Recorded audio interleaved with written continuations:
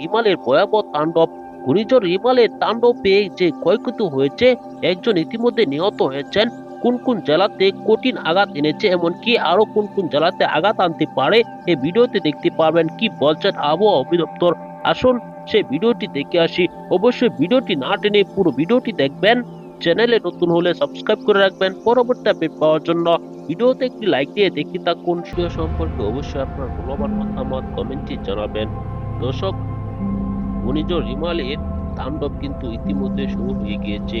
রাতেই কঠিন আঘাত আনতে পারে এই ঘূর্ণিঝড় রিমাল।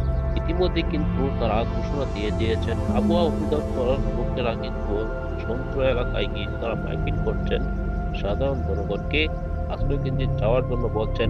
আশ্রয়কেন্দ্রে যেতে চাচ্ছেন না অনেকেই, তারা হাঁস মুরগি গরু ছাগলকে তারা চলে গেলে যদি কোনো ক্ষয়ক্ষতি হয়ে যায়, তাহলে আবার তারা কি কিভাবে সেটি ফিরে পাবে, কিভাবে তারা সংসার চালাবে, সে চিন্তা করে কিন্তু অনেকেই নিজের যান বাজি রেখে সেখানে পড়ে রয়েছেন।